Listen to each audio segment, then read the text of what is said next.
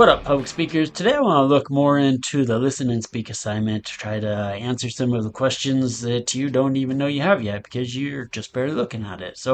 I'm going to try to give you some of my best tips, practices, things that I've seen other students be successful at, not successful at, so that you can get better grades than they did, right? I don't know. The whole idea of this assignment is to learn from other people. Like, we're trying to review everything. So we're looking at the trash, the classics, the good, the bad, and you're seeing how other people do that.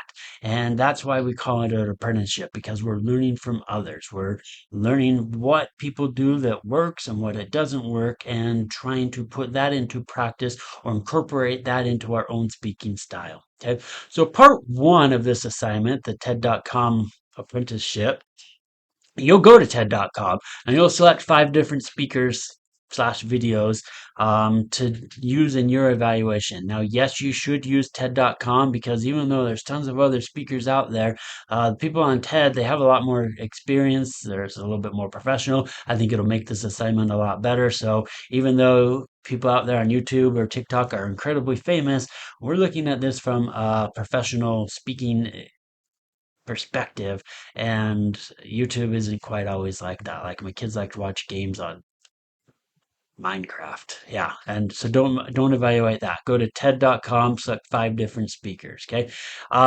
They don't have to be people that you've listened to. They can be new. In fact, I probably would advise you to use people you've never listened to before. I think that'll make it a little bit easier, but it's up to you. After you've identified your 5 speakers, now you got to look at 5 different speaking tactics that you will use to evaluate each individual speaker. Okay. So the place where I would find my speaking tactics that I would evaluate, like, I would go to the assignment rubric for like your informative or visual aid speech. Probably the visual aid speech is the more descriptive one. And I'd scroll down to where it says delivery, and I would use some of those ideas. Like, that would actually work. So as long as you have enough evidence to support that it is a speaking tactic that people put into practice in their speeches, I think you'll be just fine. Like, find some evidence to support it, and as long as you have that, I'll agree with you. Okay. But if you're not sure, again, look at the delivery methods. That's a pretty good guide to help you with this one. So you'll identify 5 different tactics. Okay. As you're watching your speeches, you're not going to evaluate their entire message. Like, in fact, it's not really the message that we're looking at all. We're looking at how they deliver that message. Okay. So speaker number one, only going to evaluate one speaking tactic, not everything, just one. So speaker number one, I'd only look at their eye contact. So how do they establish eye contact, maintain it, break eye contact, all of that stuff. Like, are they looking off into space? Are they looking down at people's shoes? What do they do that creates that type of eye contact, and how effective is it? Okay. So you'll do eye contact for one of them. And then the next speaker, you would use a different tactic, and so forth. So 5 different tactics for each speaker. That made sense. I hope that made sense. Okay. So one tactic per speaker. That's probably a better way of saying it. So moving on to the next part of this assignment, this is the big part where you actually put your observations into practice. It's the evaluation of speaking tactics. So you will record a 5 to 6 minute video. Yes, you have to be viewable on the screen. I don't want to see just the forehead of anybody. You like, you've got to be on camera. Doesn't have to be perfect, because I'm not grading how you deliver your message, but I want you to be on camera, because I think this is good practice to help you get ready for your informative and all your next speeches. Okay, so be on camera, and you will now put your observations into practice. Okay, so you'll go over, like, what did you actually see. Well, here's how I would do it. I would first start off and I would describe the speaking tactic that I'm first evaluating. So give me a definition of eye contact. So I would do something like, eye contact is this. Then I would use a research source, something to help you describe or define that tactic. So I would go to either the textbook, something online. Don't use Wikipedia, but find some type of article that talks about the importance of eye contact when giving a presentation. Okay. And then use what they like, use their examples. How did they describe eye contact? Why did they say it was important? Then follow that up with why you think it's important, and then give me specific examples of that tactic in action, like your speaker. So these examples would be from your speaker. What did Bill specifically do in his speech on puppies to establish good eye contact? Okay. So do that 5 different times, obviously, for the 5 tactics and speakers that you have, and you'll be all right. So the last part would be the self-reflection. In total, this needs to be about 45 seconds to 90 seconds, somewhere in there, where you're reflecting on what you learned. You can do this per speaker, but if I were you guys, I would save this and I would treat it as my conclusion because why not? We haven't really talked about conclusions yet, but this would serve as my conclusion where I reflect on what I learned. I'd summarize everything that I learned. So you'll review, what each speaker actually what did, what speaking style you used, why it's important, all that fun stuff. And the most important part, really the most important part, the thing I'm really listening for is how you plan to use these tactics or not use them in your own presentation, your own speaking style. So why do you feel they're important to you specifically? Give me some details. But again, not a ton because it's only 45 seconds. But yeah, that would be your conclusion. So to turn this in, obviously you have a video, but you'll need to upload this video to YouTube.